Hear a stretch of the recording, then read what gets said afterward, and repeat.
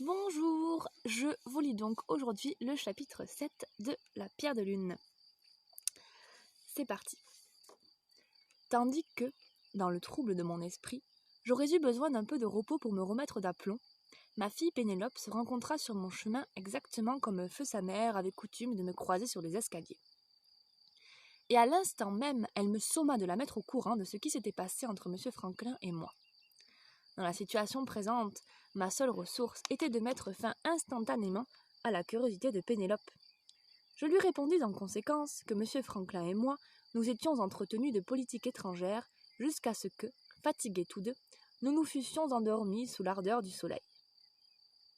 Essayez de ce genre de réponse près de votre fille ou de votre femme la première fois qu'elles vous ennuieront de questions embarrassantes, et il y a 10 à parier contre 1 qu'avec la douceur caressante des femmes, elles s'empresseront de reprendre la même question à la plus prochaine occasion, tout en vous embrassant.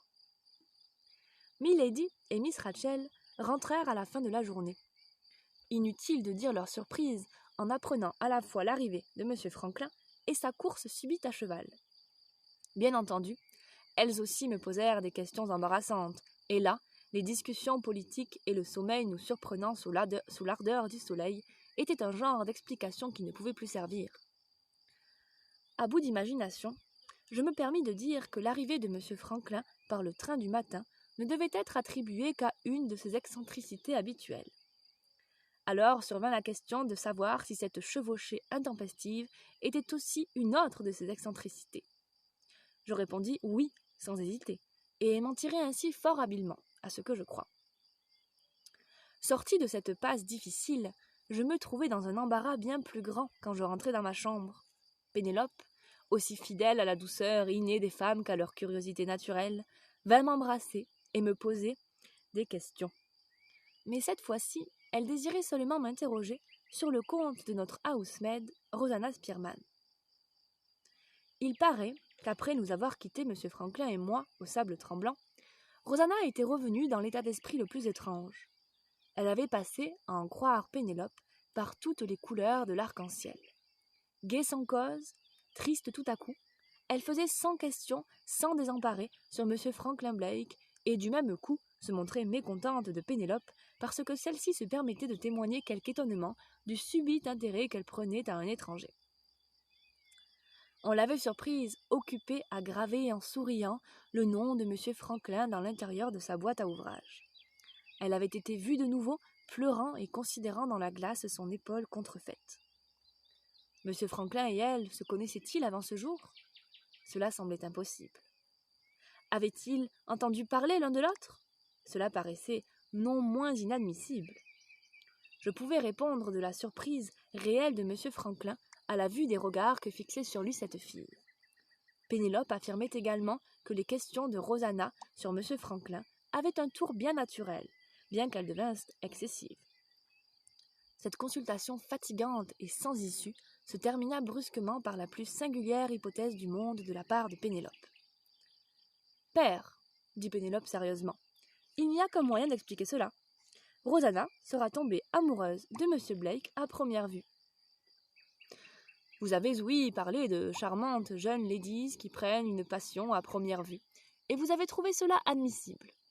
Mais qu'une housemaid, sortant d'un refuge, laide et contrefaite, tombe amoureuse dès le premier moment d'un monsieur qui vient en visite dans la maison, essayez donc de trouver dans toute la chrétienté le pendant de cette absurdité. Je ris jusqu'aux larmes à cette pensée. Pénélope fut froissée de mon accès de gaieté, et me l'exprima d'une façon inattendue pour moi.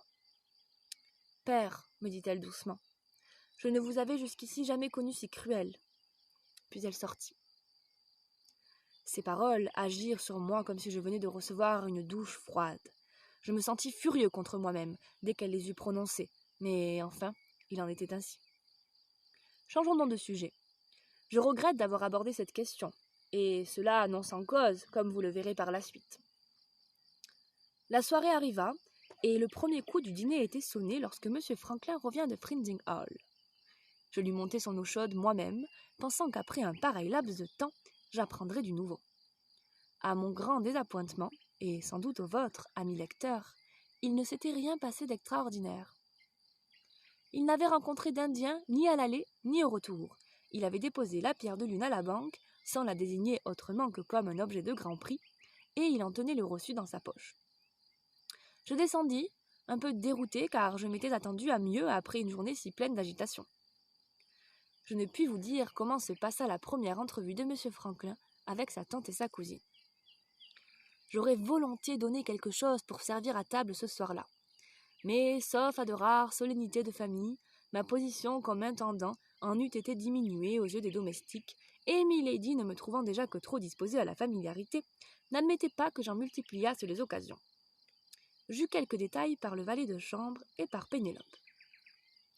Ma fille me dit qu'elle n'avait jamais vu Miss Rachel si recherchée dans sa coiffure, si jolie et si animée que lorsqu'elle descendit ce soir-là au salon. Le valet de chambre m'assura, lui, qu'il avait eu une peine infinie à réunir dans son service l'attitude d'une respectueuse indifférence et l'attention due à M. Franklin Blake. Plus tard, dans la soirée, nous les entendîmes chanter des duos. M. Franklin donnait toute sa voix, et Miss Rachel la dominait. Milady les accompagnait sur le piano, allant de difficultés en difficultés, et leur faisant passer ais et faussés avec une habileté merveilleuse. C'était charmant à entendre, le soir, sur la terrasse, par les fenêtres ouvertes.